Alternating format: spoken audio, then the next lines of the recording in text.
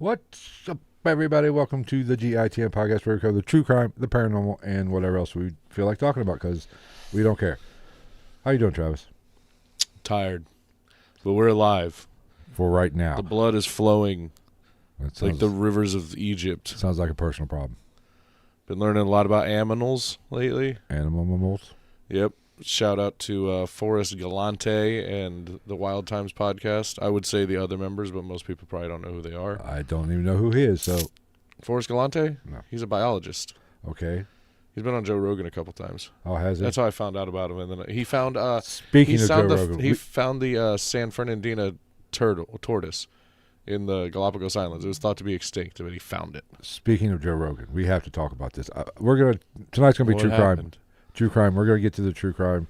If you want to tell everybody what it's about the true, what we're covering before we... Herb Baumeister. Whoever Go on. What happened with Joe Rogan? Did you see the episode with Graham Hancock and that fucking Flint or whatever his name, Dibble or whatever, the archaeologist? Was it a new one? Yeah, it just came out last week. No, I haven't. I think it's, what is it, his name? Flint Dibble? I can't check my phone. Damn it.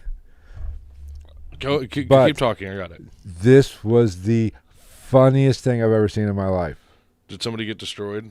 Well, I wouldn't. He tried. He gave a good. He gave it his best. Gave it his best effort. But when even Joe kind of says, "Come on now," you know, I'm paraphrasing, of course. You're just Flint and Dibble. Yeah, Flint and Dibble. Look. You got a picture of that motherfucker? For anybody watching the chat, Google that shit if you haven't seen it. Look at this motherfucker. Look at what he's wearing on the podcast. On the JRE part, on the Joe Rogan Experience podcast. Look at what that son bitch is wearing. Wearing a fucking suit, basically, a jacket, and the fuck, could we be any more stereotypical with the fucking Indiana Jones hat and you're an archaeologist? God, are you kidding me? You are a fuck nut. Oh my fuck God. You. Where's the fucking camera? Look at him. Focus. It's not going to focus. Go fuck off. What the fuck? And the sad thing is, this he's never seen a vagina. I guarantee it. He looks like he's like his mom helped him dress up as like, oh my God, Teddy Roosevelt. But I mean, come on, you're at an event. Hey, being an archaeologist, admirable profession. I respect it. You study history. You look for things. You play in the dirt. I get it. Fun, cool. But did we really go on the biggest podcast in the world? Probably. I'm assuming it still is. And where? Wow, I did not know Graham Hancock was that tall. He's taller than Joe Rogan. I thought he was a little guy. Well, I mean, Joe Rogan's pretty short. Well, he's about 5'9", he'll still 5'10". fuck us up. Don't get me wrong. God, yeah, he looks like a fucking. What the shit? You put a pointed hat, he looks like a gnome. But that's beside the point. He looks like a homeless person posing as a fucking scientist. He's shorter than Joe Rogan. But my point... But what are those shoes, my guy? But what... Really? He's wearing the same Skechers he wore to the Sadie Hawkins dance in fucking 6th grade. I mean, gee, but wearing that... Look at this. Wearing that hat... It's not focusing, but fuck it. Wearing that hat... We'll have to... From now on, we have to set this up so we can bring stuff up on the screen. Well, if we were more prepared, we could do that. But wearing that hat is just so... You're It's a stereotype. You're just playing into the stereotype, motherfucker. Yeah, that's pretty bad. An Indiana Jones hat and you're an archaeologist. I mean, again... Did he actually look in the mirror when he left for that pot, before he left? He was like, fuck oh, yeah, I look good. He looked at himself, he was like, oh, man, like... You know the sad thing I didn't even look. It's not even a well-fitting suit. Like, the sleeves of the shirt and the suit jacket are both too long. He definitely just got that off the rack at JCPenney, which is fine. But, like, I feel like he could have just sent an email to young Jamie at the JRE studios, and he would have been like, yeah, go to fucking, I don't know, some fancy fuck suit company and have something tailored. Or just wear a fucking T-shirt like almost everybody else does. And if I just had to Google some shit, I'm a little embarrassed. He got his MA and PhD. You know where he got his master's and PhD? Where? The University of Cincinnati. Oh, man. I did not know the UC had a great archaeology department. I didn't either. Do they? I don't know. I know I know Cincy State has a great fucking culinary program. What's UC, like nursing and shit, right? The nursing program is pretty good at UC. Yeah, it's one of the better ones from what. Yeah, I mean, I had a. Not And what else? I know somebody Engineering, maybe. I don't know. in the nursing Soccer. field. That, yeah. Well, they're not good at football anymore, but that's besides. I was the gonna point. say the lower end of Division I football. Yep, but yeah. So I'm a little embarrassed. I attended the great University of Cincinnati for a time. I'm not going to lie and say He made it a semester before he fucked off and they kicked him out. I went a few semesters. So a year. That's About a year's worth in 2 years. I went for 2 years, but yeah. you know, You went for 2 years, but you got 3.5 credit hours. yeah, pretty much. Man, yeah, no, I didn't. I haven't watched that. I'll have to watch that Let's just say I like. went enough for him to keep sending me letters of wanting money. I don't know. I'll have to check that out because I'm a fan of Graham Hancock. I don't. He was one of the ones that, you know, he was one of the ones that was bitching about the Netflix special, saying he's basically a racist. Fuck off. And if you watch that episode or listen to that episode or watch it, Joe did kind of blow him up on that a little bit. I Because disagree entirely. His whole premise was I'm paraphrasing here, but the Atlantis Hancock. The Hancockian Atlantis. Well, going with somebody he quoted or referencing in his shit, basically the whole Atlantean people were white, you know, whole thing plays into the white supremacy. I don't know. And his name is Flint Dibble. His parents did not like him much. Flint Dribble is the first thing that pops up when you look him up on Twitter or X, whatever the fuck. Let's see. Archaeology. This is a thread of threads on my archaeology twittering. Yes, it is. The lore contained in each thread and thread of threads will inform and astound you. What's up? dear My reader. mother's here. Welcome, Jessica. Translation. Jessica's here. This is some high quality edutainment and share to make this the viral strain of the day. Motherfucker, how do you go on Joe Rogan and your shit gets as many retweets and shit as ours? I think we have more followers on Twitter than him. Let's see. Well, probably not now. I mean, I'm sure. No, he has 36,000. Oh. His YouTube channel. 23,500 posts. Oh, he likes to talk some shit. Oh my god! No, I'm trying to find one. It's all other people posting on his shit. He has a YouTube channel. I was gonna get on and look at it, but I wonder. Well, I'm just saying, dude, don't. Oh shit! I'm moving the whole setup. All right, if this guy, man, I got interesting thoughts about fucking science-y shit. I want to be on Joe Rogan. And also, while we're on the subject, I think that I heard Forrest Galante mention something that I have mentioned on here as well about the thylacine potentially being the chupacabra. Haven't we talked? Isn't that tiger that? The Tasmanian tiger? Yeah, that crashed. And yeah. We've covered that here. That's what I'm saying. I heard him. I'm pretty sure I heard him say some shit about it too. I would like to talk to him. If Forrest Galante, if you're out there watching this, which you're not, hit us up. Even though you won't, because I've listened to his podcast enough to know that he just does not fucking pay attention to his social media unless he's posting on it, which is fine. I mean, fuck. Yeah. So I was just, dude. My thing I could is probably reach out to the other two though. Dude, Retep and fucking was it Patrick DeLuca. Yeah. He was a producer for a lot of his shows. They did Extinct or Alive together. But yeah, his shtick is finding extinct animals or trying to. Yeah, but getting back to the Rogan thing real quick. My whole thing, I just can't get over. You are wearing the stereotypical Indiana Jones fucking hat. Literally. On a podcast with a suit. Even Indiana Jones, when he's in class, didn't wear the fucking hat. It's a cross between It's not even It's like if you crossed Indiana Jones with what's that actor's name? He was like the Sector 7 guy in Transformers or whatever. He was the butler in Mr. Deeds. John Turturro. Yeah. Yeah. If you took John Turturro from The Secret Window, the Johnny Depp movie, and mixed it with Indiana Jones. Have you ever seen The Secret Window? Oh, no. I should. Oh, you should see it. It's actually a really good movie. Yeah. Okay. I'll check. But yeah, he plays this like southern Louisiana like farm dude that wears a suit and like a floppy hat because he's an old school southern farm dude. He's like, oh, you done it, oh, he got the banter and everything. Yeah, that's this is one of those moments where I wish we got to set up the screen share because I'm going to show you this guy and you're going to know exactly. It's literally, I don't think he wore a tie though. How do you spell that motherfucker's name? John Turturro? My mother loves that movie. It's a good movie. It really is. I will check it out. I mean, it's Johnny Depp. How can you go wrong? Pre-Pirates of the Caribbean. Oh. What's the name of it again? Secret Window. You know what? Maybe Stays in a cabin.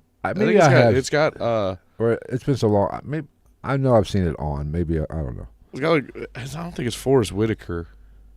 Some other large black dude. If we had any popularity, we would be canceled immediately. Well, I don't know how else to explain. I don't know who it is. I didn't look it up. Oh my God! Yes, give me the images on this. I'll also show this blurry as fuck to the camera. John Turturro from fucking Secret Window. Oh my God! Yes, Put a beard on him, dude. John Turturro from fucking Secret Window. That's what that guy looked like.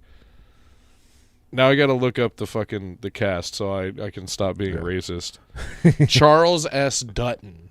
Oh, I was just watching an episode of House. He played what's his name's dad on House. You know, one of those actors that you know but nobody knows. Yeah, he's in a bunch of shit. He was in a series. The guy that's never the guy. Yeah, he's always but he had a series that was fairly popular. Yeah, he's like the Steve Buscemi of large African American males. I guess. Oh, let's talk since we're talking about that real quick. What, large African American males? No. I am so tired of large African American males? Of this women's basketball thing. What about it? The pay thing? Well, the pay thing, Caitlin Clark is getting so much shit from certain people. For what? Because she's white and bringing so much attention. Now everybody's racist because she's so good at what she does. We're all racist now. Can't we just be happy they're bringing eyes to the women's basketball? I didn't even know that this was occurring. Oh, like Jamel Hill and some other wannabe activists are basically saying everything's racist about the only reason she's so popular is because basically we're all racist. I mean, but hey, depending on the day, you might be right. Who gives shit? And here's the thing: I'm not bashing. Fuck what color you are. If you're good at sports, you're good at sports. And that girl could hit. She could hit. Yeah, you know how happy I was when I found out there's an Asian kicker. I mean, if you're good, who gives a? It doesn't matter. It shouldn't matter what color you are. Yeah, no, I agree. I mean, shit. But I mean, it'd be different. It'd be different if it was like back in like Hank Aaron days, right? When there was the, pardon my French, but the Negro Leagues. It's literally what they were called, so I don't feel bad about saying it. That's true. It would be different if like Babe Ruth was the MVP of the Negro Leagues back in the day, just because he's Babe Ruth, and everybody was like, he's better. Nah, doesn't even play. Doesn't even have to be in there. And here's the thing: I don't watch the WNBA. I did watch a little bit of the national. It did get me to watch a little bit of the tournament. Mm-hmm. I mean, it did drive me to that, and I don't generally. And it's not because I don't dislike women's basketball. I actually prefer women's basketball I prefer the WNBA over NBA. It's more of a pure form of basketball, in my opinion. Yeah, I don't know. I mean, they play a little fucking defense at least. They don't travel. They don't take. I didn't know. I was watching LeBron James the other day. I didn't know you could take. When did they change the rule? You can take 15 steps. Dude, I don't even know. I don't. Like, I don't find basketball entertaining anymore. It's more of a pure form of basketball. More passing, more movement. I didn't even know there was all this race-related shit going on with her. And then naturally, everybody's bitching about the WNBA pay scale, which I did. I don't know. If there's not asses in seats, there's not money to pay more. Here's somebody broke it down because the men make millions upon millions of hundreds. I know the highest paid girl or woman in the WNBA's ever is like under $200,000. I think she was a number 1 draft pick and only got a $75,000 a year contract. I think it's Now, I think she gets more as it goes, but probably. But she just signed a $20 million fucking Nike deal, so I don't think I think she's fine. right. Like I think she'll but Somebody broke it down the math. Actually, per capita, or not per. I guess I was wrong. The women make more than the men do. yeah, because you're not talking like what the WNBA brings in. They make a bigger percentage. They're a bigger percentage of what the WNBA brings in than the men do of what the NBA. Which they should, because it doesn't bring in a whole lot. In comparison, at least. Now, do I think they should make a little bit more than $75,000 a year? Yeah. Yes. Jason Sudeikis is a really big WNBA fan. But then again, nobody's going to the fucking games. I know. We were talking about that the other day. I was like, dude, like find a way to to package that shit with NBA tickets or something like that. Because where there is an WNBA team, pretty much. Correct me if I'm wrong. Almost every one is in the same city as an NBA team. Where else do you fucking play? And here's the thing, everybody should be happy. You shouldn't be hating on her. She's bringing more. I guarantee. I think the draft people, oh shit, the women's championship outdrew on TV the men's tournament championship. Had more viewers, if I'm not mistaken. I did not know that. Or it was at least close. I do not know the exact numbers, but I'm pretty sure it was very close. So this can only help. You should be thankful. It's only going to help. Forgot about that. Okay, yes, the draft's going. We've really we've bullshitted for almost 20 minutes now. I think we can get started with this podcast. Rants are over. Is there anything else we need to know? Did anything happen? In the world? We haven't been on. I do have to walk something back. What? We haven't been on since the eclipse. We haven't been live since the eclipse. Ooh. I have to walk it back. That's why we've been gone. On the episode before the eclipse, I kind of played it down and said, oh, it's just getting dark. It's going to get dark. It's dark every night. Blah, blah, blah, blah, blah. I will have to say that was kind of cool. Yeah, it was pretty cool. And you know what? It was quick. But temperature dropped, got dark. We were in a good location. We were pretty damn near right where it got totally dark. Right. It was cool.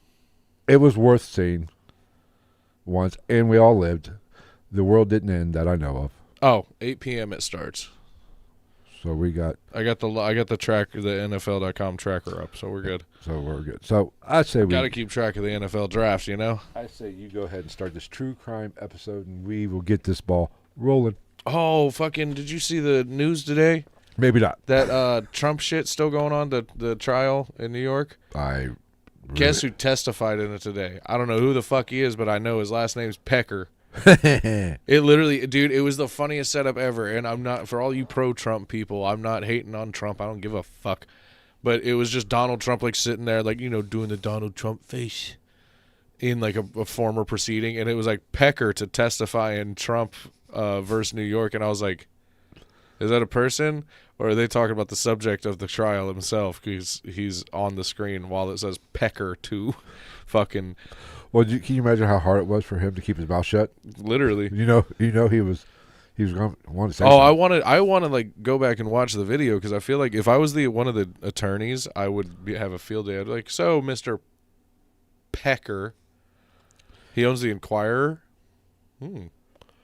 He's a big pecker. Who doesn't like a big pecker? I would pop my pee on Pecker every time I said his name in court. I wouldn't even say Mr. I would get contempt of court. I'd be like, so, Pecker, Mr. Pecker. Sorry, Your Honor. Mr. Pepper? So, Mr. Pecker? Dr. Pepper. Peckerhead. Is it hard? Do you, are you hard on your employees, Mr. Pecker? Do you, is this, this idea of Mr. Trump being guilty starting to grow on you, Mr. Pecker? Insert other dick joke. Like, just seeing Donald Trump and saying Pecker. Does he look really small when he's sitting down? Then when he stands up, he gets really big? He looks like the umpire. Is he a grower? He looks like the umpire from A League of Their Own. Has anybody ever told you look like a penis with a little hat on? She's crying, sir. All right, enough of this fucking shit. We'll think of some other random ass fucking current event that's happened in the last 2 weeks. I don't really think, as far as I know, nothing super crazy has happened. OJ died. He also did it. Breaking news? What, No, you want to put a little ticker underneath? Speaking of racist, we were talking about that. How everybody said it was racist back in the day to say that OJ did it, and then literally, I swear, like almost every black friend I've ever had or talked to about this said that OJ did it. I'm like, well, here's the thing. Toss that out the window. I will say this about when it happened. Wait, there was something I wanted to talk about. This probably. Fuck, I don't know. This podcast is brought to you by Alzheimer's. But when it happened, I lived through it. So I was what? You get to watch the Bronco. I got to, and it was cool because I worked third shift at that time. No. There was a trial. So you're just sitting there with your Jiffy Pop, just get home from work, start watching fucking the trial. Watching the slowest car chase of all time. Do I think? Thank you. O.J. Simpson did it? Yes, I do. I absolutely do. Yeah. Now, is caveat. Is it 100% the way the police played it? It never is. No. And plus, but I will say are you this. not talking about the LAPD? Yes. They have a 1,000% batting record or I will batting say average this, with that not fucking up. In my opinion, it would not. I think it was shoddy police work. Well, I think it got blown out of proportion. Well, and I would not be surprised. There probably was some planting of evidence.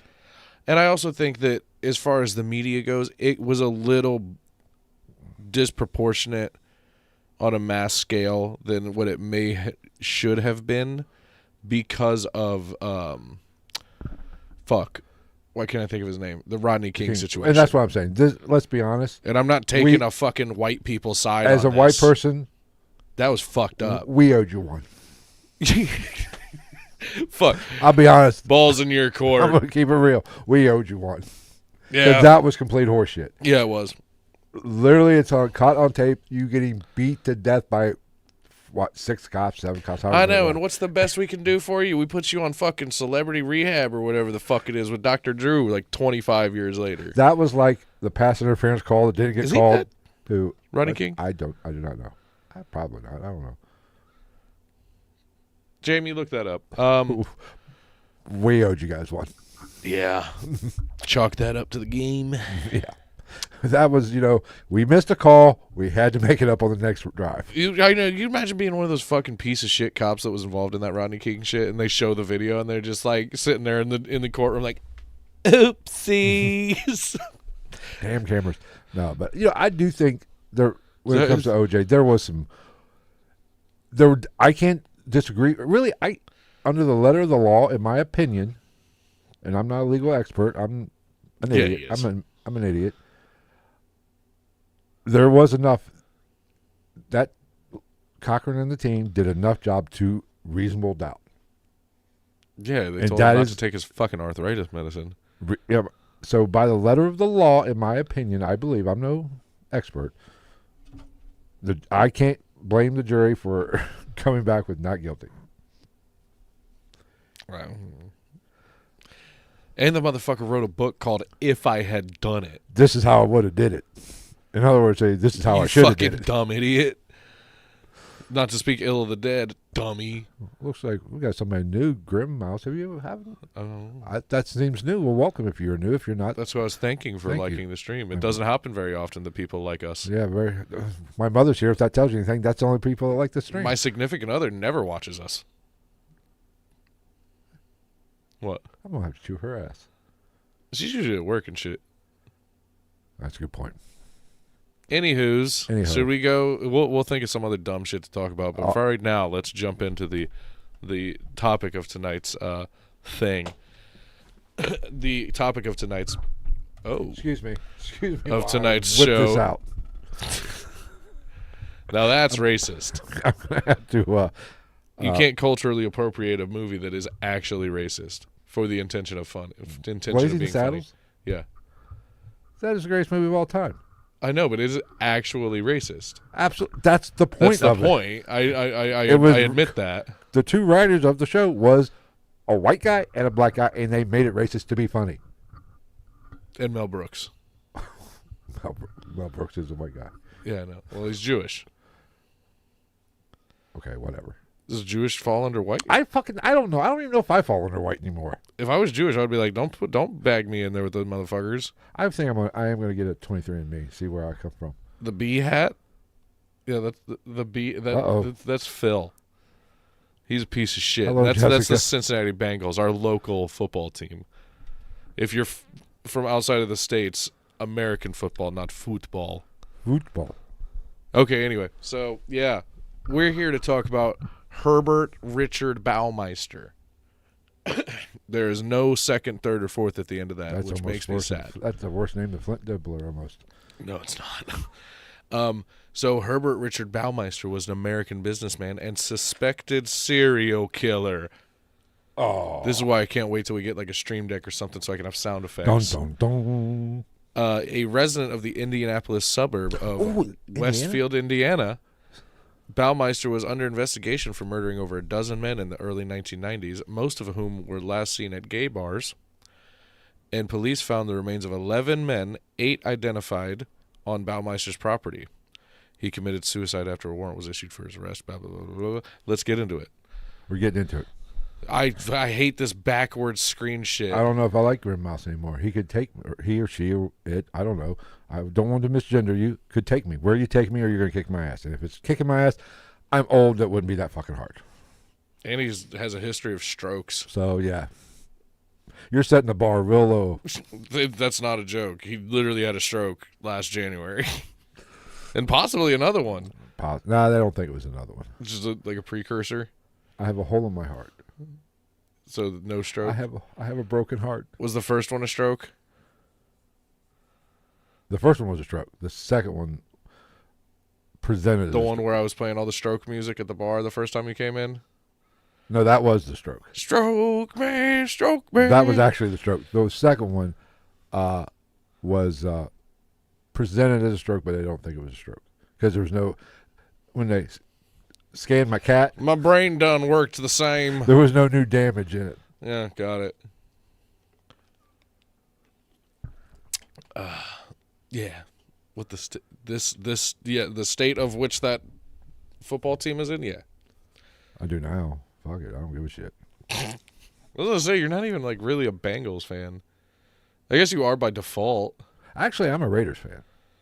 I love the Raiders. Oh, Bo Jackson and shit. No, back I in was the day before when you Bo were a kid. Jackson. The Howie Long, Lyle Alzado days.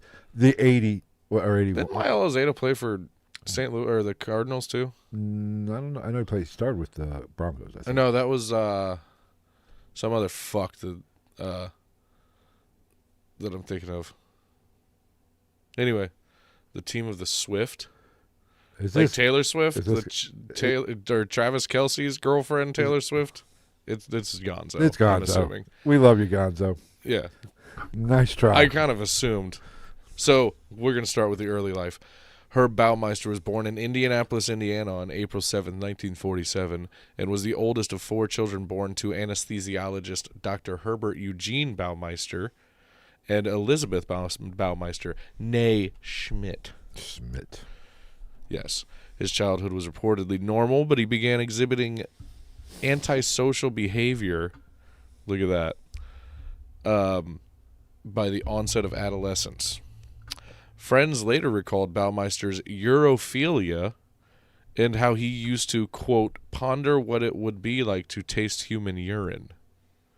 Not good. I've done it. It's not good. He was what was it? Was that McAfee? The cybersecurity, or Norton?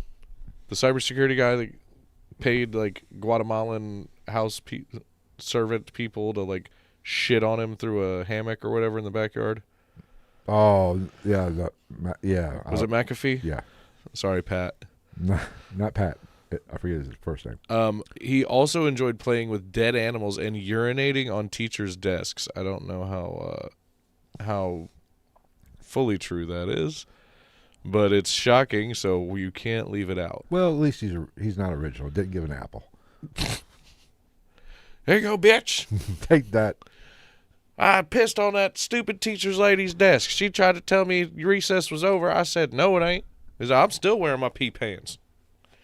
Anyway, so stupid. In his teens, Baumeister's behavior caught the attention of his father, who secreted him off to mental examinations. Secreted? We had to use that? He's pissing on people's desks and shit. You create secretions, you get secreted. That's how it works. Like and share the video. Love you. Sorry, that's the one I just read. He was subsequently diagnosed with paranoid schizophrenia and antisocial personality disorder, but did not receive further psychiatric treatment. And because his school, the North Carolina Central High School, focused on sports activities, he was never in the in crowd. He never really fit in. You know, I just wonder, for my own personal knowledge, has a, prom king, captain of the football team, captain of the basketball team, the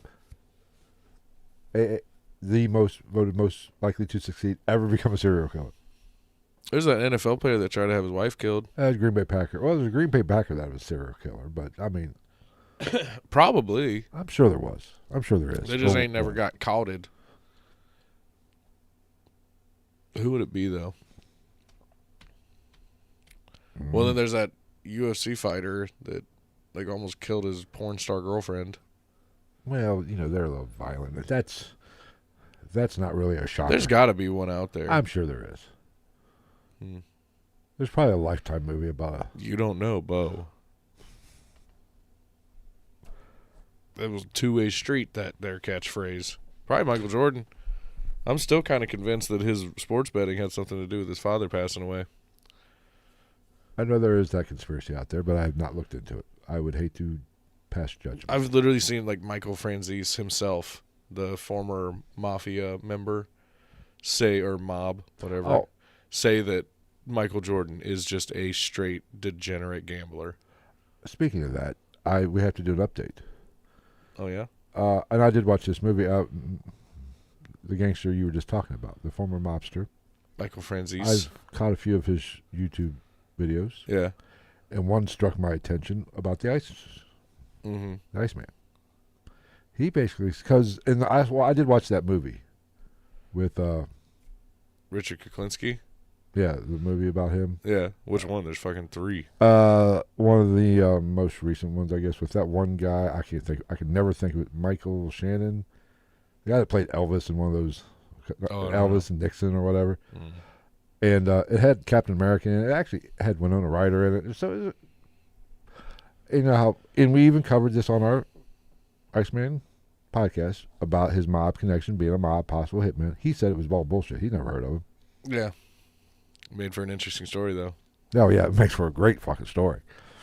Have you seen the one where Michael Franzese and Sammy the Bull Gravano got into it? No. Yeah. They were not seeing eye to eye there for a moment over some things that had been said or done. Well, and then they squashed it on Sammy the Bull's I think it's Sammy the Bull's show. And part of his evidence was, I guess, Kuklinski actually said something. He did a job for Sammy the Bull and Gotti. And Sammy the Bull said, I never even heard of the guy. Yeah. So he probably was a pathological liar, along with the probably. murder, and probably had just liked to kill people. So we could have been wrong, but... Well, and then, how many people did he actually kill? Probably not that many. I mean, one is too many, but, Full Metal Jacket, motherfucker. God damn it, Pyle! What the fuck is that? A jelly donut, sir? Back into the good stuff. In 1965, Baumeister attended Indiana University for a semester before dropping out. But he did return in 1967. No one fucking cares, Herb. In 72, he attended one semester at Butler University, and as an adult, he drifted through a series of jobs marked by a strong work ethic, but also by increasingly bizarre behavior. Oh, shocker. Yeah. He married Juliana Seiter in November of 1971, a union that produced 3 children.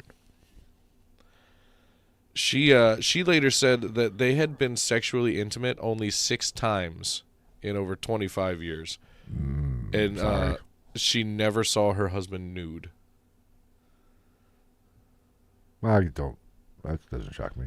You might not be missing much. Nobody's ever seen me nude. Your mom has. I'm sure she has, but I was a baby. Nothing's changed. Pretty much. Just got taller and heavier. But so 6 months after his marriage, he was committed to a psychiatric hospital by his father for 2 months, and his wife said that he was, quote, hurting and needed help. That's a nice 70s way of saying that motherfucker crazy. Yeah. Well, This is where we need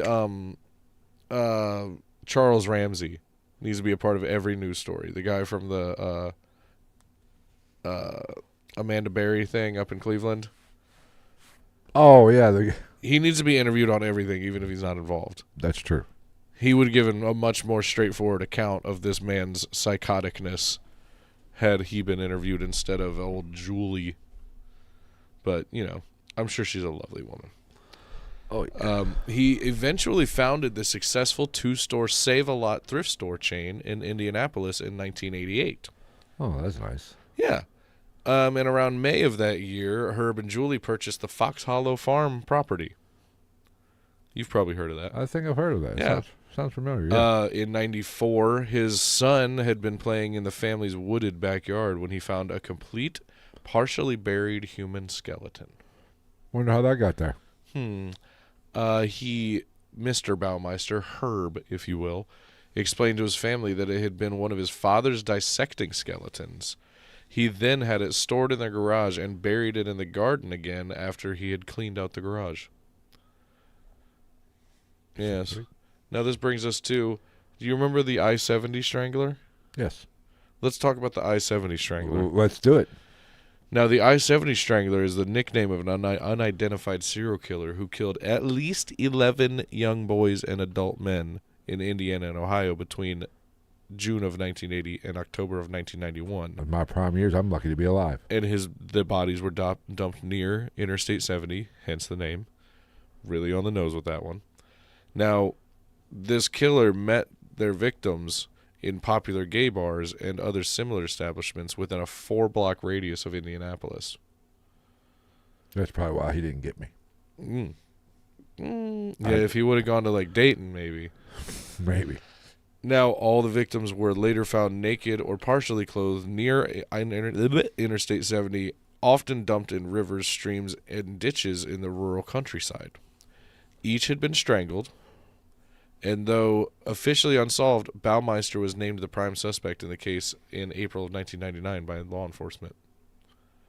Yes. It's shocking how many times the actual killers are named as a suspect fairly early on in the investigation. I mean, if the shoe fits, But you can't acquit. yes, but they don't get arrested. Hit with the shit. Yeah. Yeah. Now, Right away, I should say. Right.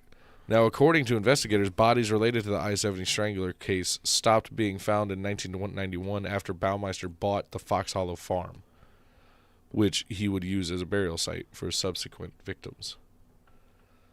Kind of comes together a little bit, Yeah. like a good marriage.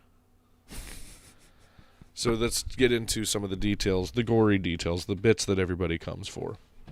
Excuse me while I adjust my fat body. We start with 15-year-old Michael Sean Petrie, possibly my favorite character from Land Before Time. Also a very good vessel for doing scientific experimentation. Jesus. He was discovered naked in rural Hamilton County, Indiana, on June 16th, 1980, and despite his young age, he was a male prostitute who spent most of his time around Indianapolis's gay bars. And he was reported missing on June 7th. We're aware the NFL draft is tonight. It doesn't start till 8. Thank you. Thanks for the update. So 3 days later, he was observed in different parts of the city riding along in a stranger's car, and the cause of death was established as strangulation, but no traces of drugs or alcohol found in his blood. So whoever was running the corner stores in Indianapolis at that time, good job for not selling to fucking for not selling to a 15-year-old kid. Good call. Then we jump forward to the topless corpse of Maurice Allen Taylor, 22 years old, was found on July 21st of 82 in the Weasel Creek in rural Hamilton County, Indiana. All this is in the same county, obviously. His cause of death was not sufficiently established. Law enforcement suspected that he had been strangled. He was a vagrant who lived in the boiler room of an apartment complex in Indianapolis, and due to his financial difficulties, he offered sexual services around the gay bars. Times are tough, man. I've thought about pimping myself out. At gay bars? Not at gay bars, though. Probably have better luck. Probably. I know I would have better luck at gay bars than I would at a straight bar. Grow your beard out a little bit. Might come to that. Things are getting rough. Jesus. We're slow at work. Daddy needs a heart valve. Now, Delvoyd Lee Baker, 14, Ooh. was found semi-nude near a river in Hamilton County, Indiana, on October the 3rd of 82. And while they were investigating his death, authorities located witnesses who stated that Baker was last seen on the evening of October 2nd in downtown Indianapolis, getting into a blue van, driven by a young white man with a bushy mustache. A Magnum PI, if you will. A Tom Selleck mustache. A Freddie Mercury, more for this Oh, situation. well, that really was a boofy. No, it was very pin-stashy. I thought about I'm going to do a mustache. I'm going to shave off the goatee and just go 1970s porn stash. You just don't want anybody to talk to you, huh? Nope. You just start carrying free candy in your car, too? Yep. Don't care. All right. So the boy's parents told police that he had been riding his bike to the city center on the night of his disappearance, from where he called home at 10:30 to inform them that he was going to be late because he wanted to go to the cinema. The cinema. It was later established that Baker had been cruising the Indianapolis gay bars for the last 3 months and had been prostituting himself. You know, I've never been to a gay bar, contrary to what Gonzo thinks. Good times. I would assume it's pretty good times. Party hard. I'd probably be disappointed. A lot of... I'd probably walk out a little, upset. That Dude, great soundtrack for somebody your age. I'd probably walk out there and say, damn, I can't get hit on a straight bar or a gay bar. They will possibly play all the shit that you wouldn't admit that you loved in your childhood. Oh, I will admit. Rhythm is a dancer. I liked it. I have a very eclectic taste in music. And I think you should know that. I like shit. Dude, old 90s fucking club hits are where it's at. I put that shit on at work all the time. I'm good with it. I think I remember What is love? Bad. What was that one redhead? Herbie, don't hurt me. What was Cyndi Lauper? No, the male. Oh, Rick Astley. Rick Astley? Yeah.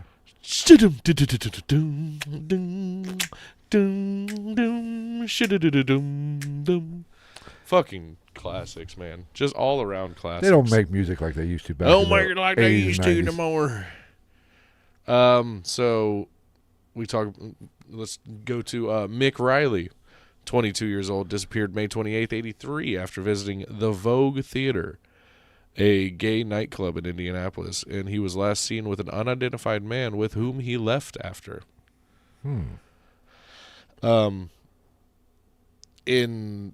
Jumping forward a little bit to February of 98, an Indianapolis resident contacted police and claimed that Baumeister was the man last seen leaving the Vogue Theater with Riley, and his nude body was later found in a ditch in Hancock County, southeast of Greenfield, on June 5th.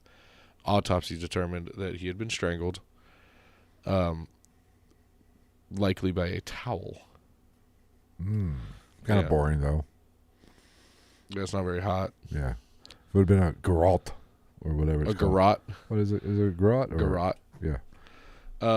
Eric Rodiger, 17, went missing on May 7th of 85, with his shirtless body found a few days later near a stream in rural Preble County, Ohio. Wow, wait, Preble County? Yeah. That's not that far, I guess. Nah. No. East of Lewisburg. According to his parents, he was planning to attend interviews for a summer job on the day of his disappearance, but did not attend any of them. Well, this is why I've never got abducted by a serial killer. I just don't go walking around outside with my shirt off. Yeah. His friends and relatives denied that he was gay, but later research indicated that Rodiger had many acquaintances who were drug addicts or drug traffickers. I don't know why that's a but after the he's not gay thing. I mean, I feel like that's a blanket. A little point of view on the gay community of the early 90s. playing it a little into stereotype, I think. A little bit, I think. And we don't do that here at the GITM podcast. No, we do not. We gotta build this fucking new thing so we can put giant Snoop Dogg out here with us. Where was I? Witnesses claimed they had seen Eric at a bus stop in the early morning of March 7th, but instead of waiting for the bus, he accepted a ride from a passing car. When found, he had an apparent burn mark on his left shoulder and had been strangled with a rope. Well, rope's better than a towel. A little more professional, I think. Yeah, I think so. Yeah. If you're going to do it right. Yeah, don't use a shop towel to strangle me, fuckface. 29-year-old Michael Allen Glenn. He was found in his undies. One might think Boxers or briefs? I don't know. Hopefully not tidy whities, because those are terrible. He was found in a ditch near Eaton, Ohio, on August 15th of 86, and he lived separately from his parents in a trailer park located on the outskirts of Indianapolis and worked as a handyman. Huh. So did like 3 of the last 4, if you know what I'm saying. Here's the thing. Eaton, I've driven through, there was a time where I drove through Eaton once a week. Yeah. And Preble County, it's not that far, but it's not that close to Indianapolis. No. I mean, it's closer to us. Well, yeah, it's still about an hour and 20 minutes, hour and 10 minutes. It's probably slightly closer to us. Oh no, you can be in Eaton in 35, 40 minutes. Hey, you can be in Indianapolis in 35, 45 minutes if you want to drive fast enough. Well, if you drive fast enough, but of course, you got to remember. We go to the fucking. Go to the separated garage that's detached from the GITN studios. Get in the Bugatti. We can be there fucking in 1942. 1942. I prefer the 67 Stingray. We'll be there in 2042 by the time we fix it. Let me get John Teeter to loan me his car. We'll just go back in time. Yeah, and we'll get fucking Fred Dribble or whatever the fuck his name is to Flint? talk to us about fucking racism. Rocks the whole time. Flint Dibble. You suck. You suck. Wiener. The exact date of the disappearance of Michael Glenn was not established. They did find strangulation marks, possibly from a rope, and he was identified 3 years after his discovery with the help of fingerprinting.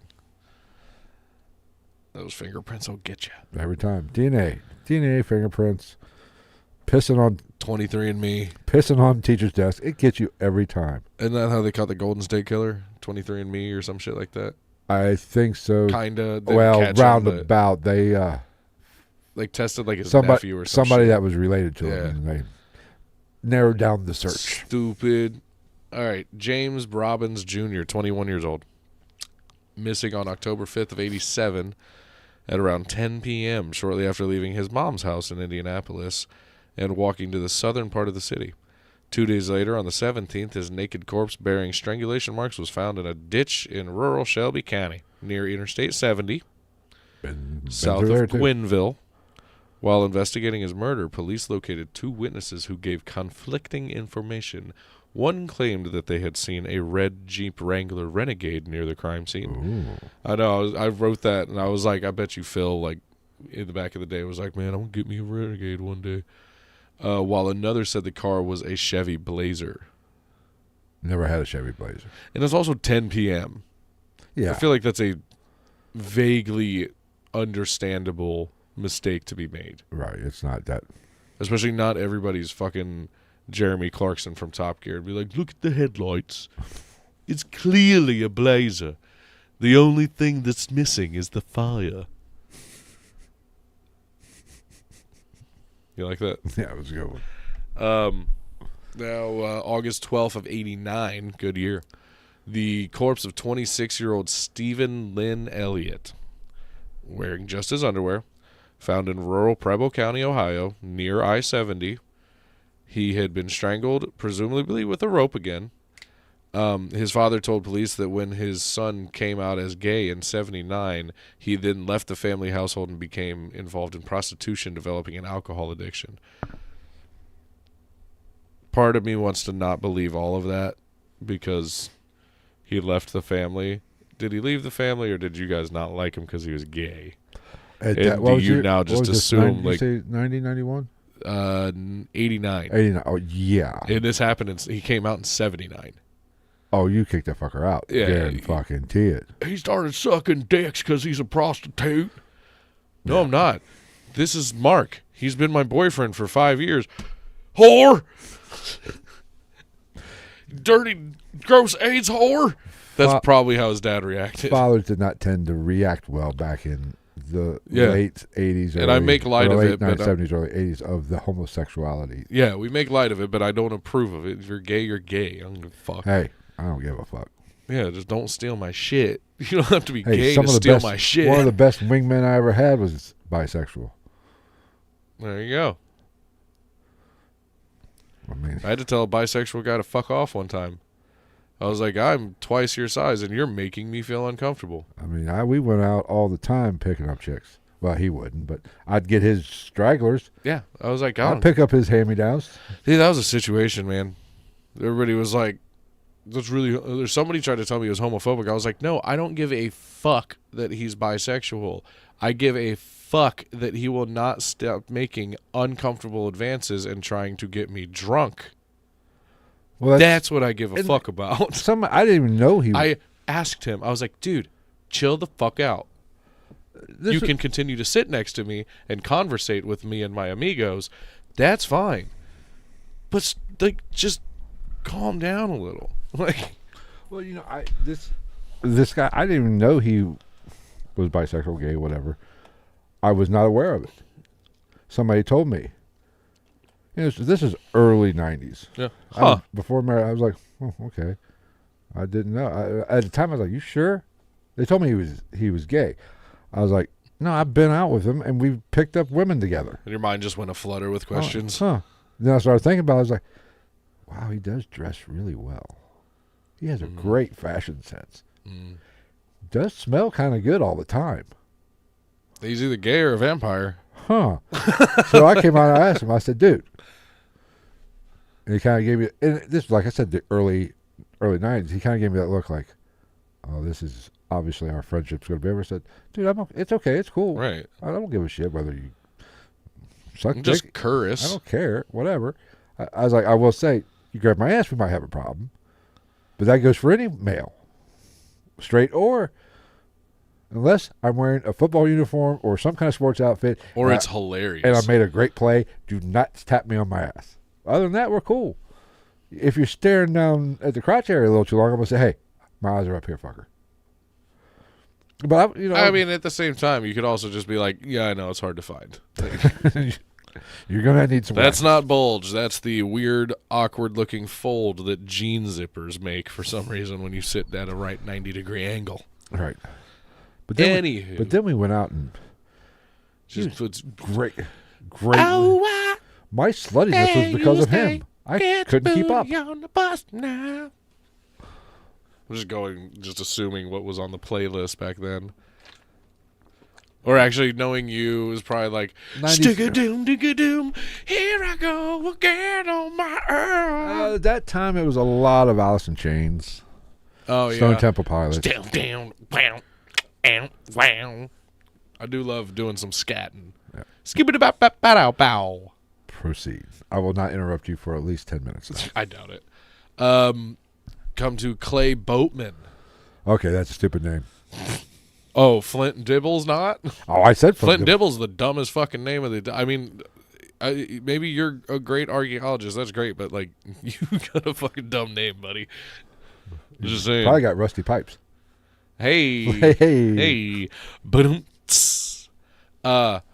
32 years old, a licensed practical nurse disappeared on August 14th of 1990 after leaving his Richmond, Indiana home, or, well, apartment, but, you know, home is where the heart is. As long as there's toilet paper. I got a story about it, Richmond, Indiana, but go ahead. I got to wait 10 minutes. Please hold. Where was I before I was rudely interrupted? Oh, yes, there we go. He left his apartment to visit Our Place, a local gay bar. Great name. A great name in general, but I feel like great name for a gay bar. Like, that's our place. Fuck off. Get made fun of for being straight when you go in there and be like, fair.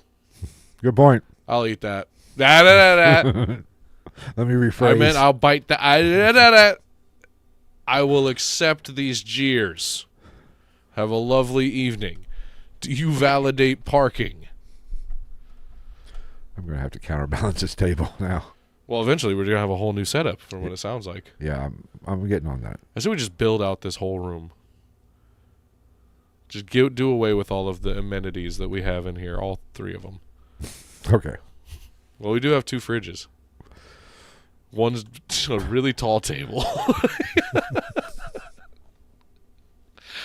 Oh, shit. So, yeah, he left his apartment to go to our place, and his body, showing signs of strangulation, again, was found in a ditch by a group of children near Eaton, Ohio. When interviewed, Boatman's family denied that he was homosexual. Nah. They always do. No, I bet you just like they denied he was homosexual, just like the last guy fucking left home when he came out of the closet in the late 70s. Left home forcibly. Take your fucking Donna Summer records with you. You ain't no son to me. Wrong kid died. Only awesome people will get that movie reference. Thomas Clevenger Jr., 18. Disappeared September 6, 1990. His semi-nude corpse was later found at an abandoned railroad track near Greenville, Ohio. He grew up in a poor neighborhood of Indianapolis, and shortly before his death, he engaged in prostitution near gay bars to earn money. I see. A fact denied by his mom and sister. Of course, but I'm seeing a theme. Yes. Okay. Otto Becker, 42 years old. His body was found in a ditch next to a gravel road in rural Henry County, Indiana on August 6, 1991. And while they were investigating his murder, police identified several witnesses who claimed to have been seen Becker in a car with another male driving north on I-70 near Indianapolis. And the witnesses were taken to the police station and shown photographs of various criminals convicted of kidnapping and murder charges in the state, but none of them was matched to the alleged abductor. Huh. So we have a mystery man out there. Poor Otto. Oh, Otto, you poor son of a bitch. Sure, your mom was a lovely lady. Unlike the last guy whose mom refused to, Oh, wait, no. I'll allow her to deny the gay prostitution. Not the gay part, but the prostitute. I could see a mom being like, absolutely not. He did not sell the shit for money. Yeah, it was the 80s. It's not like today where they're like, hell yeah, my daughter pays the mortgage off OnlyFans. Different world, different times. Yeah, but I still have a problem with it. I mean, do what you do, I guess. I don't give a fuck what anybody does. I wouldn't want either one of my daughters to do it. Start with like feet pics, Keep it classy. That's the gateway drug. Feet pics are the gateway drug. I mean, I guess it starts at feet and then moves up. Next thing you know, everybody's looking at your ankles, Maud. So now we jump to the Fox Hollow Farm. Oh, Fox Hollow. They purchased the Fox Hollow Farm in May of '88. Now a little bit of history on the home because it's a very lovely home. It was built in 1978 and was sold by Julie Baumeister in 2009 for $987.5 thousand. Nice. You like how I put the 0.5 in there? It makes it sound like a bigger number. Wait for this. Wait for the statistics. It's a steal for real. Over 18 acres, 4 bedrooms, 10 bathrooms, 11,572 square feet. Damn. For under $1 million. Well, that's Indiana. Let's be honest. Still though, it's Indiana. And like from the videos, from the shit that I've seen, it seems to be pretty well maintained overall. Like it doesn't look like a shit box. Like that old of a house. I'm older than that house. Your dog's older than that house. Hey, leave Chalupa alone. In dog years, that bitch is 165. Look at her. She's frail. She's like the Nosferatu of Chihuahuas. Yep. She's a dickhead. She doesn't want anything to do with me unless better half comes over. So the house has over 11,500 square feet of living space, an indoor pool, a wet bar, and many unique features. There is also a 5-car detached garage with second floor and outside deck, 2 horse stables, a tack room, and exercise ring. What the fuck? What the fuck's a tack room? I have no idea. Well, anybody in the chat, if you know what a tack room is, please enlighten us. Yeah. Didn't feel the need to look into that one. Didn't find it that interesting. Figured anybody who's smarter than us, everyone, would know what that is. So, June 24th of 96, investigators recovered human bone fragments of at least 11 people buried in the woods at Fox Hollow Farm, which, as again, is like over 18 acres. So, like, you know, like, I'm not saying that anybody did anything or I'm incriminating anybody, but that's a pretty good spot to try to hide some shit. Yeah. Look at Robert Picton. Mm-hmm. It took them fucking like over $1 million worth of funds to find all the bone fragments and shit in that motherfucker's farm. And here we are. There you go. Thank you. Old mom coming in with the fucking Apparently, info. a tack room is where they keep the stables, the saddles in the bar. bridles. I was looking at the heart. I got a little heart thing. I don't even know what a bridle is. It goes into the mouth of the horse, I believe. Kinky. I used to know this shit. My mother's probably cussing at me if I'm wrong. I will hear about it tomorrow when I see her. Kinky. Now, a new search on December 4th of 2022 found 1 bone and identified 20 additional locations that might have more remains buried under the ground. Only 8 people have been identified since the initial discovery of this burial ground, if you will, this boneyard. Okay, this is on the farm? Mm-hmm. Now, how pissed would you be? You just spent $987.5 million. That's what she sold it for. Right. She sold it for. The people I who wouldn't be bought surprised it. if she took a loss. Oh, the cops come and the start people who ripping bought your it shit up again. I mean, a couple years later, the fuck are you gonna do? 2009, not a couple, but 10 years later. I mean, what are you gonna do? There's no statute of limitations on murder. Now I know why I got this house so cheap. Yeah, no, there's no statute of limitations on capital murder and shit now. I do not believe so. There is not. Speaking of, watched Unlocked on Netflix. Pretty decent. Never seen it. It's like a sheriff. It's somewhere in Arkansas. Fuck you, Arkansas. You know why. If you're a true fan of this show, you know why. That like basically went with like an open door policy on a cell block in this county jail. Mm-hmm. Like no cop on the tier at all times. No locks on the doors. Made phone calls free and shit. It was interesting. Huh. They did pretty well considering. I might check it out. It was kind of depressing at the end. Like they showed like this is what happened to this person and this, and you're like, oh cool. Oh fuck, shit, damn. And then the next one you're like, oh good, and then you're like, fuck, damn. You know, granted that thinking the fact that I'm older now, so now I watch these shows and I'm like, fuck, I'm older than almost all these motherfuckers. But anyway, again, only 8 people have been identified from the discoveries on this property. Up to I think 1 more was identified in 2023 last year. I think. It was like a 30-year cold missing persons case. So we might be up to 9 technically.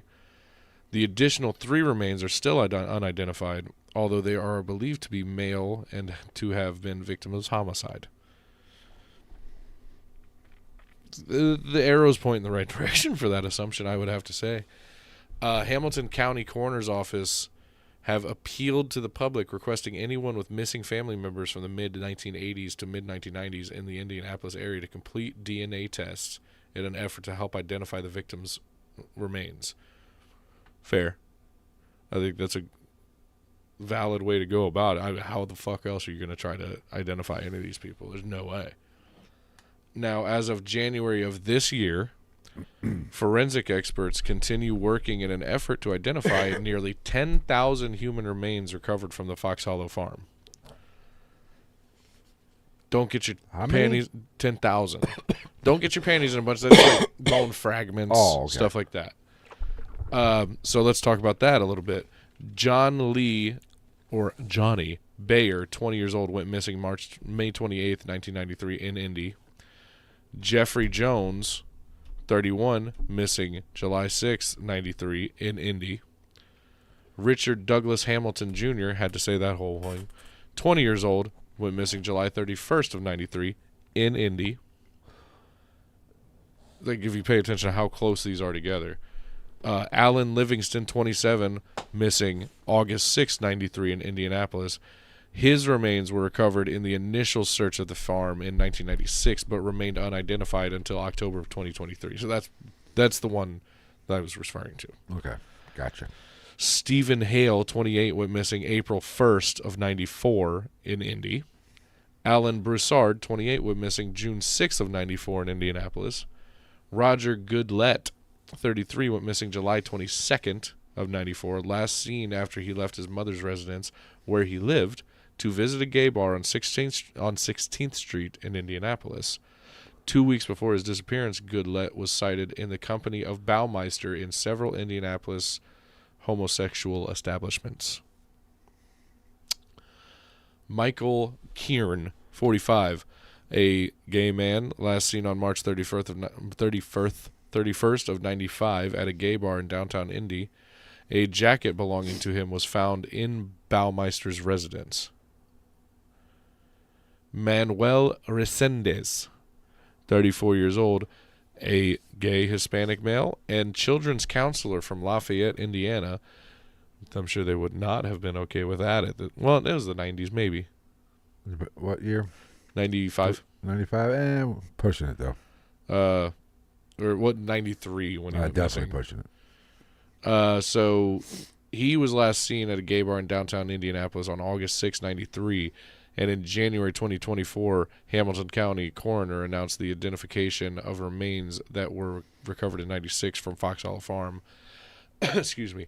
A human remain recovered from the property matched a family reference sample that was submitted in early of 2023 and was identified as Resendez in January of this year. Again, he's a little kids counselor. We're almost done. Sweet. Additional victim. Always sprinkle like this to in have there. extra. Authorities have publicly and posthumously linked the unsolved disappearance of Jerry Williams Comer to Herb Baumeister as well.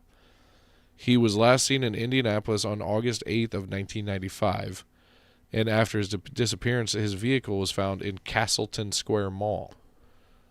And as a young gay man, he fit the profile for Baumeister's victims despite the fact that he was never recovered from his residence.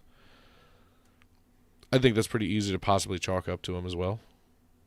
Fits the motive. 100% it does. Now, by the early 1990s, investigators with the Marion County Sheriff's Department and the Indianapolis Police Department began investigating the disappearances of gay men of similar age, height, and weight in the Indianapolis area. Good call. You think? Good job, guys. You're doing better than the fucking LAPD. Top-notch police work. Good job. In 94, they were contacted by a man named Tony Harris, claiming that a gay bar patron calling himself Brian Smart had likely killed a friend of his, Roger Goodlett.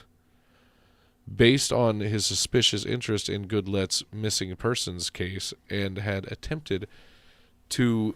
So, Brian Smart had showed a bunch of interest in his friend's missing persons case, who's we've already mentioned, this dead friend.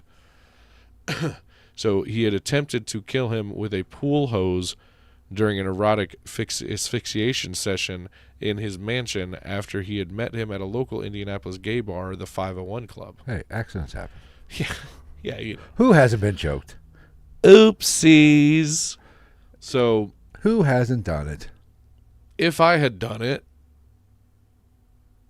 use a pool hose. I would not use a pool hose. I would not do that. Yeah, have a little more respect for your That's what ties are for. rendezvous. That's what ties are for. Zip ties? No, dress ties. Twist ties. No, Like dress from- ties like that from you bread. wear with the suit, like Flint Dibble did. Bolo ties. It is a little rough. I don't think so. Okay. I mean, I have my favorite tie. Is it a bolo tie? No. So- that I like to be choked with. Oh, excellent. All right. Excellent. Little joke. Little. Took a little too much out of the lyrics of those Alice in Chains songs, didn't you there, buddy? Little joke. Lighten up, people. So Harris eventually saw this man again in August of 95, following his car and noting his license plate number. Police identified Brian Smart as Herb Baumeister. Shocker. Investigators approached Baumeister, told him he was a suspect in the disappearances, and asked to search his house. Both Herb Baumeister and his wife Julie refused to allow a search of their property. Now, Good call. was Julie have any knowledge of this? I don't personally believe so, but who knows? She just buried her head in the sand. She was just being a good, submissive wife and listening to As her husband. she should have. Why I oughta. Go make the meatloaf, Julie. Let me talk to these fucking coppers. So by June of 96, however, Julie had become sufficiently frightened by her husband's erratic behavior that after filing for divorce, she consented to a search. The search of the estate was concluded while Baumeister was on vacation, conducted. It turned up the remains of 11 men, 8 of whom were identified, as we said before. And with a warrant out for his arrest, Baumeister fled to Ontario. He went north of the border. Because we don't have an extradition treaty with Canada or anything. Right. Where he committed suicide. Oh. I probably should have edited that. I don't think you're supposed to say that on YouTube. He unalived himself Too late now. at Pinery Provincial Park on Lake Huron by shooting himself in the head with a .357 Magnum handgun. He left a 3-page suicide note written on yellow notepaper. I could not find it. I found one page that I could barely read. I even went on FBI.gov and went through all 126 pages of photos and shit like that, and they did not have any of the alleged unaliving literature. Coin that. Make that. Maybe into there's a t-shirt. conspiracy here. Right.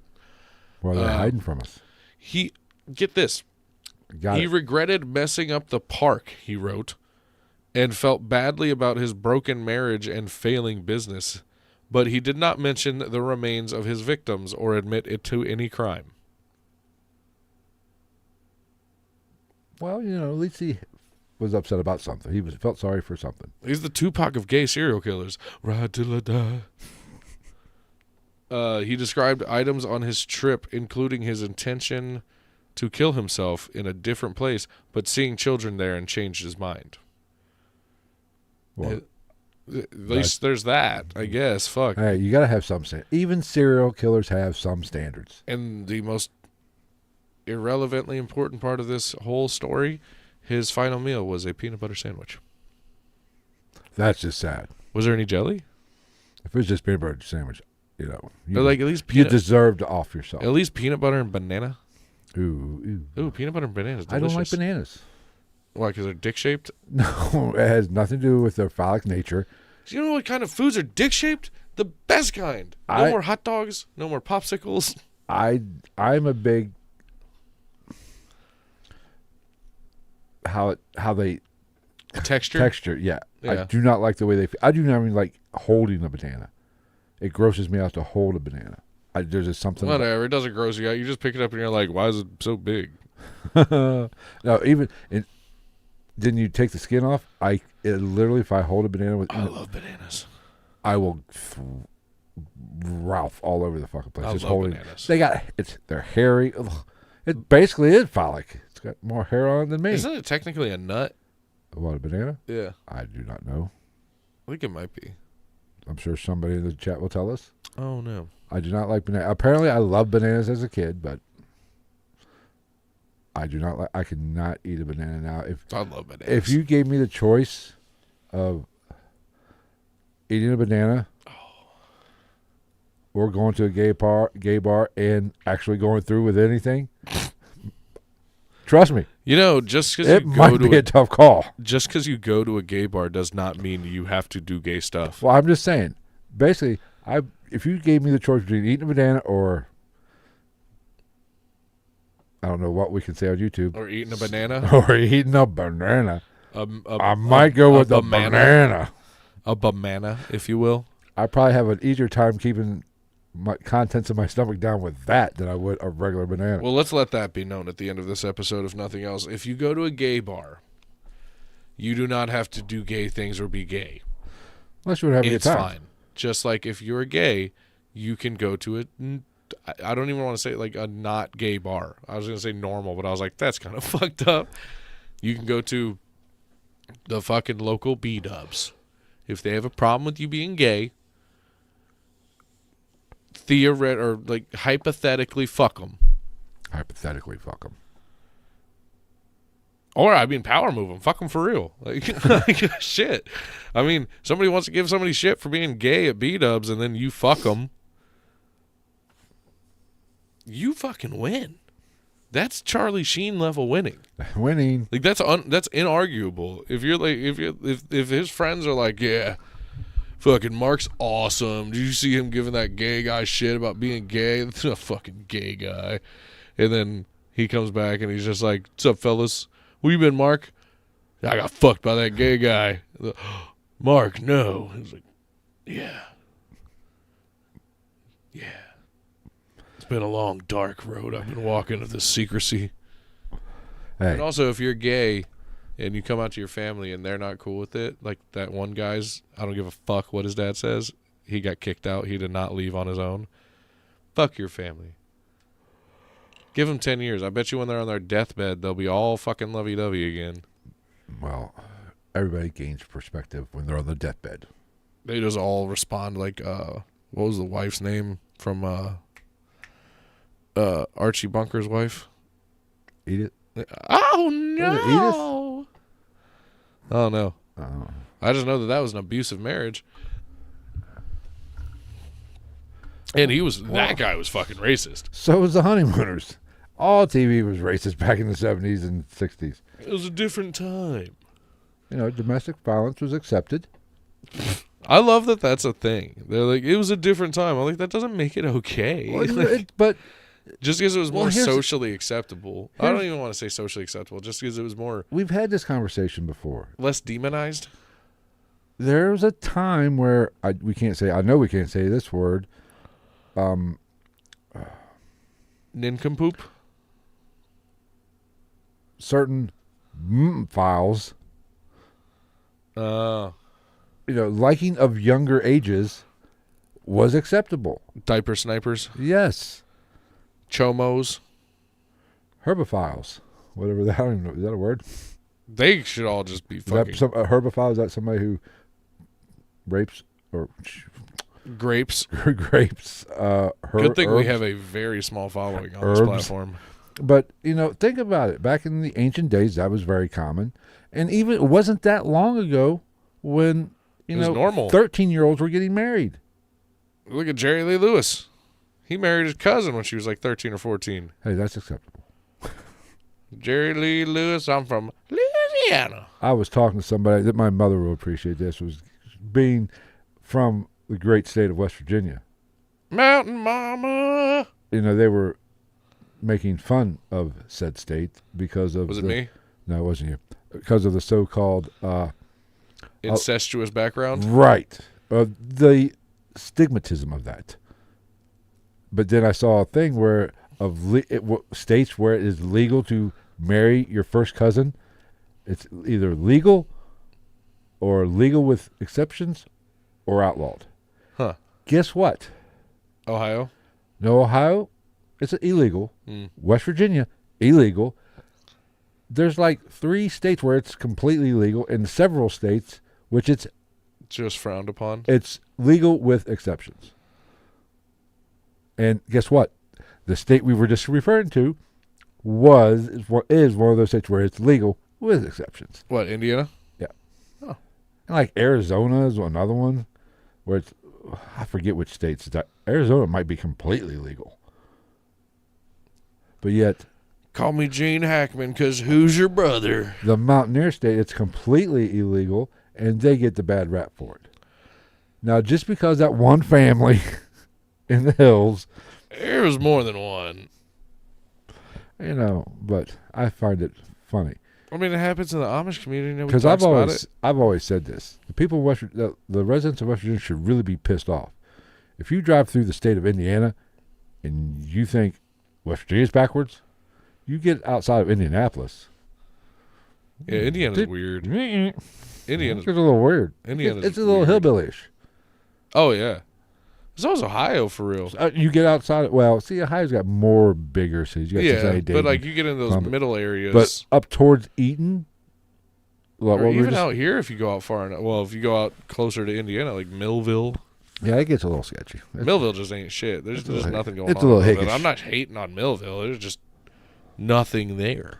Yeah, I mean, Just listen to the name. if you think about it, you got in Indiana, you got Lafayette, Indianapolis, Fort Wayne. That's about it. South Bend's not a big. South Bend's no bigger than Hamilton.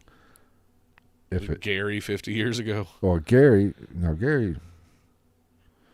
little dangerous. A little. It's like the deadliest place to live in America. Shit. Screw Compton. I know, dude. Do the math on that fucking murder rate. Because it was like, they go by murder rate. Go by murder rate per capita. I think they do, actually. Yeah, they do. What was it, like 600 people in Gary, Indiana, and there's 652 murders a year? How they're keeping that population up, I have no idea. They might as well just have that old drunk guy from the Westerns that sits at the border at the edge of town and changes the population as people go in and out. He's just, Pew! Yeah. All right. Are we done for the night? I guess. That was a quick one. The ones that like are just kind of just off-rip damning are always quick.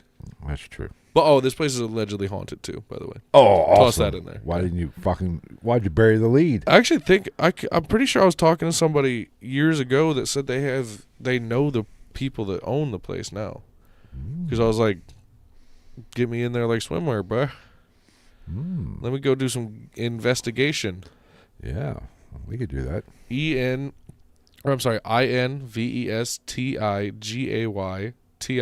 Investigation. Because of the story we just told. That'll work. We are going to try to do another live stream Sunday sometime because we are taking next week off. Daddy has some shit to take care of. He's got to go to Indianapolis. I gotta go to a gay bar in Indianapolis, man. Apparently that's a happening scene. But so we are going to try to pre-record, but we'll do it live just like our normal setup, and just won't release it to the podcast feed until next week, until later on in the week. So if you are in the chat, thank you. We appreciate it. Come back on Sunday. Follow us on all our social media accounts, whatever they are. Ghost_night on Twitter. Yeah. Or night_ghost. Night_ghost on Twitter. Then ghost_night_podcast, I think, on on Instagram. whatever. We're on TikTok, Here's even though the thing. TikTok's dead. They're in the description. Oh, are they? Yeah. Oh, fuck off. I'm not saying them then. They're in the description, people. Read the show notes. They're in there. Do we have them still? Yeah, you can't see them now. You have to open up. You can't. Is that a thing? You can't see it because it's below. It won't. You can hit it. It won't show up. See, it won't show up. Damn it. You have to move the camera below all that shit. So the camera. None of this shit's visible anymore. Well, it's visible if we just move the camera down. Fuck that camera. One of these days, that is one part that I want to add, though, is a stream deck where we can just fucking hit buttons and like have this shit just pop up whenever we want. Okay. They're fucking expensive, though. Jesus Christ. But we, like I said, follow us on our social medias in the description, and we will let you know. We will narrow down a time. It'll probably be in the afternoon, fairly early. I'm as far as I know, I'm open for Sunday. Most likely. For at least a good portion of the day. And I'll give you a little hint. I'm not going to tell you what it is, but we are doing the mother of all conspiracies. You're talking to the wrong guy, because I got a lot of conspiracies. This is the mother of. This is the conspiracy that could get us banned. Let's say the mother of modern conspiracies. No, I'm going to say this is. We could argue that later on, but because I still think Tartaria might be the mother of all conspiracies. Okay, yeah. But I'll be honest with you. I think this is more plausible than fucking Tartaria. Oh, the World's Fair thing. Did you talk about the World's Fair with the Tartaria thing? We did not cover it in the episode, no. Dude, I saw that. There's some weird shit. Them talking about that shit, how they said that all those buildings that they apparently put up in 2 years were not put up. They were just ruins, or they were just left over from Tartaria, and they utilized the World's Fair to demolish them and be like, well, we're done with this now.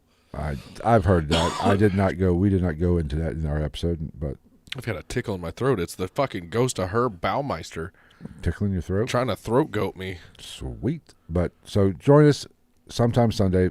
Follow us, Maybe. and we will let you know when. But there will not be a show next week. Well, there will. It just won't. Sunday will be the show. Just fucking you do it like Robitussin when you were a kid. Just take it and like it. So, and for everybody listening to us on your favorite podcast app, be sure to go over to the YouTube channel at youtube.com/@GITM podcast. Like, subscribe, all that happy shit, and you can join in the live chat with everybody. Did we change the domain name for YouTube? Pretty much. Okay. It's in the show notes too. It's //@GITN. We do stuff and Podcast. things, and we talk about stuff and things, and after this, we're I going to be stuffing things. We've got about 20 new subscribers. Off dumbass videos. Dumbass shit. I got another one that's fucking hilarious. So we will see you guys next week or Sunday. I got a tickle in my throat. Thanks for everybody. We will see you. Take care. Hit the stop button, that's Travis. right. I'm in charge of You're this. in charge. Right. You're running the show. Okay, bye.